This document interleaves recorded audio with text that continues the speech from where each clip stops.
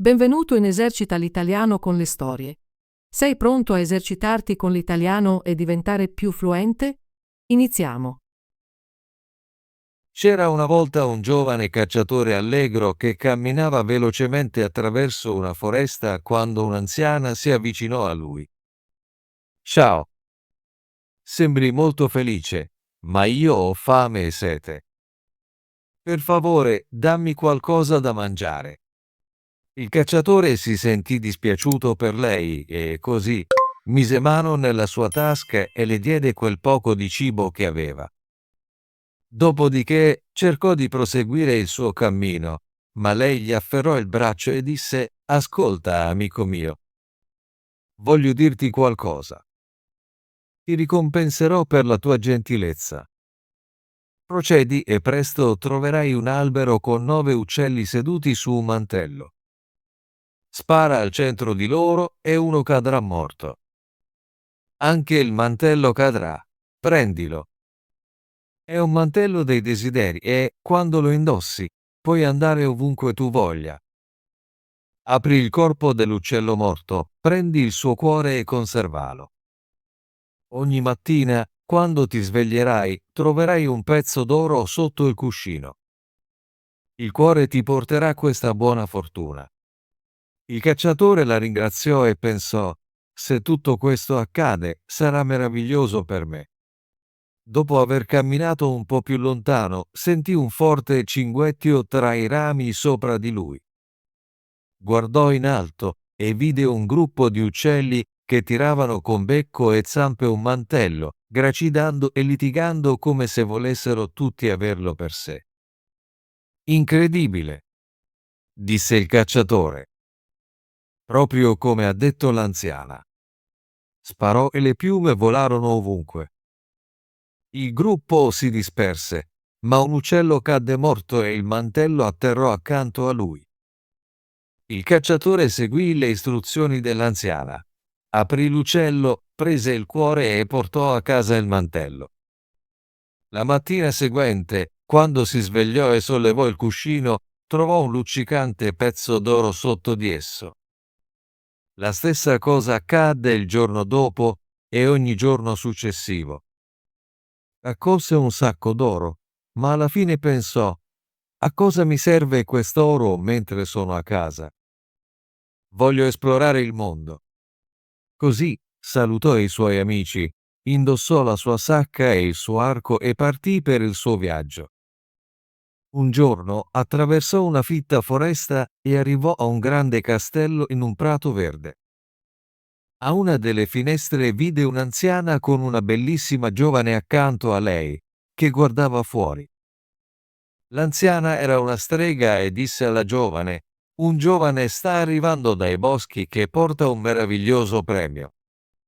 Dobbiamo prenderlo da lui, mia cara, perché è meglio per noi che per lui. Ha il cuore di un uccello che gli porta oro ogni mattina».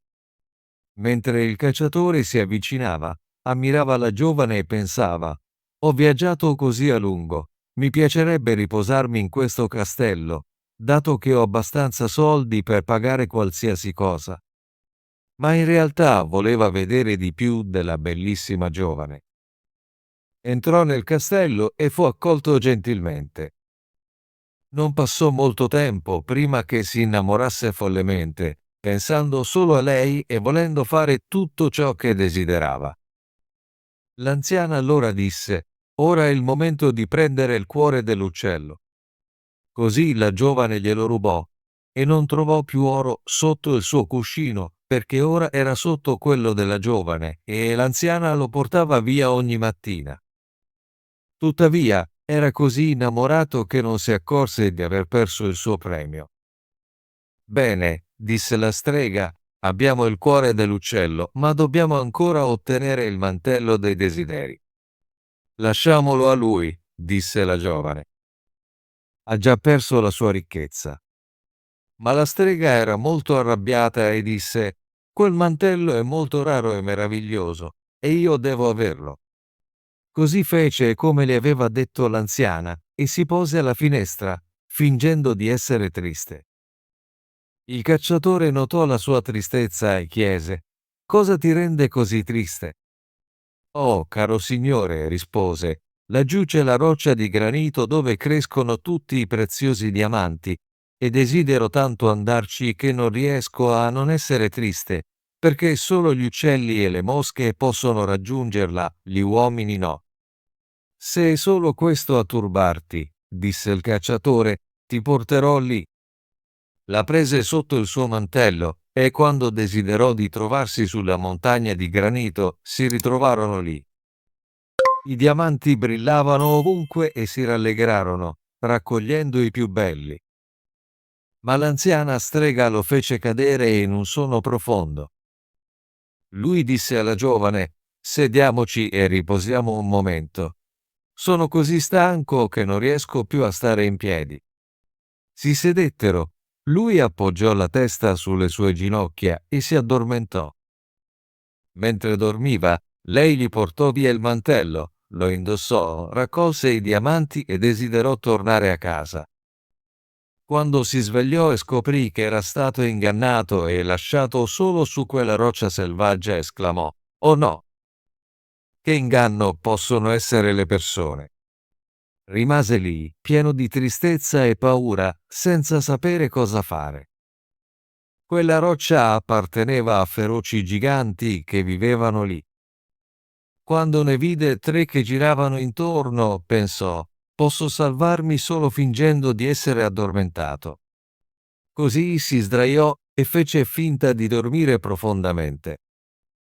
Quando i giganti si avvicinarono, il primo gli diede un calcio e disse: «Quale verme è questo che giace qui?» Il secondo disse: «Calpestalo e uccidilo». Il terzo disse: «Non ne vale la pena. Lascialo vivere, salirà più in alto sulla montagna e una nuvola verrà a portarlo via». E continuarono a camminare. Il cacciatore sentì tutto quello che dissero. Appena se ne furono andati, scalò la cima della montagna. Dopo essersi riposato un po', una nuvola si avvolse attorno a lui e lo sollevò in un vortice. Lo portò per un po' finché non lo posò delicatamente in un giardino, tra verdure e cavoli.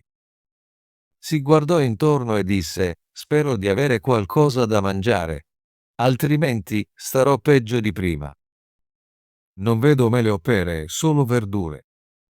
Alla fine pensò: «Posso mangiare insalata, mi rinvigorirà e mi darà forza». Raccolse una bella testa di lattuga e cominciò a mangiarla. Ma non appena inghiottì 2 bocconi, sentì di cambiare e vide con orrore che si era trasformato in un asino. Ancora affamato, pensò che l'insalata avesse un ottimo sapore e continuò a mangiare. Quando raggiunse un altro tipo di insalata, notò un'altra trasformazione e presto si rese conto di essere tornato al suo vecchio aspetto.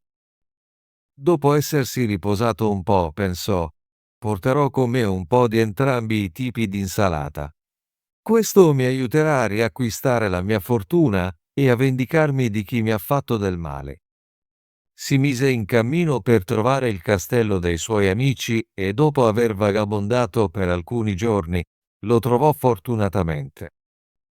Allora si macchiò il viso di marrone in modo che nemmeno sua madre potesse riconoscerlo ed entrò nel castello, chiedendo un posto dove fermarsi.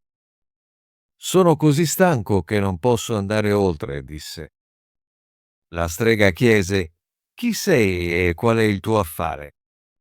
«Io sono», rispose, «un messaggero inviato dal re per trovare la migliore insalata che cresce sotto il sole. L'ho trovata e l'ho portata con me, ma il sole è così caldo che sta cominciando a appassire e non sono sicuro di poterla portare più lontano». Quando la strega e la giovane sentirono parlare della sua bellissima insalata, desiderarono assaggiarla. «Caro contadino, lasciaci solo un assaggio», dissero. «Certo», rispose. «Ho 2 teste di essa con me e te ne darò una». Aprì la sua borsa e diede loro l'insalata cattiva. La strega la portò in cucina per prepararla. Quando fu pronta, non poté resistere e mangiò subito alcune foglie. Non appena le inghiottì, perse la sua forma e corse belando nel cortile come un asino.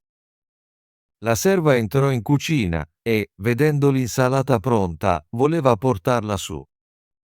Ma anche lei si sentì tentata di assaggiarla, mangiò alcune foglie e si trasformò in un asino, correndo dietro all'altra e lasciando cadere il piatto per terra.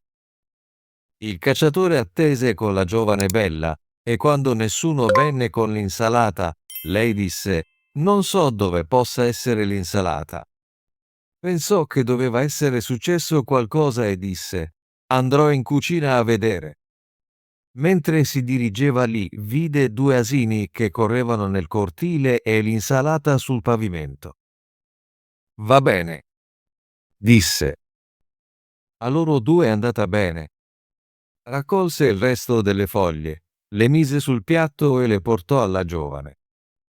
«Porto io stesso il piatto così non dovrei aspettare più a lungo». Lei mangiò alcune foglie e, come le altre, corse fuori nel cortile, belando via. Poi il cacciatore si lavò la faccia e andò nel cortile affinché lo riconoscessero. «Ora pagherete per il vostro inganno», disse e legò tutti e 3 a una corda, portandoli con sé finché non arrivò a un mulino. Bussò alla finestra e il mugnaio chiese: «Cosa c'è?» «Ho qui 3 bestie fastidiose», rispose. «Se le prendi, dai loro da mangiare e spazio e trattale come ti dico, ti pagherò qualunque cosa chiedi». «Certo», disse il mugnaio. «Ma come devo trattarle?» Il cacciatore spiegò: «Dai al vecchio 3 bastonate al giorno e fieno una volta. Dai al secondo, che è la serva, una bastonata al giorno e fieno 3 volte. E dai alla più giovane, che è la bella signora, fieno 3 volte al giorno e nessuna bastonata, poiché non poteva sopportare di vederla ferita». Dopodiché tornò al castello, dove trovò tutto ciò che desiderava. Qualche giorno dopo, il mugnaio venne da lui e disse che l'asino vecchio era morto. «Gli altri 2 sono vivi e mangiano, ma sono così tristi che non dureranno a lungo». Il cacciatore si sentì dispiaciuto per loro e disse al mugnaio di riportarli da lui. Quando arrivarono, gli diede un po' della buona insalata. La bella giovane si inginocchiò davanti a lui e disse: «Oh, caro cacciatore, perdona tutto il male che ti ho fatto. Mia madre me l'ha imposto. È stata contro la mia volontà, perché ti ho sempre amato molto. Il tuo mantello dei desideri è appeso nell'armadio e ti darò anche il cuore dell'uccello». Ma lui rispose: «Tienilo. Sarà la stessa cosa, perché ho intenzione di prenderti come mia moglie». Così si sposarono e vissero felici insieme fino alla morte. Ottimo lavoro! Vuoi esercitarti con l'italiano e diventare più fluente? Iscriviti e attiva la campanella delle notifiche e per non perdere nessuna delle nostre storie gratuite in italiano. Ci vediamo nel prossimo video.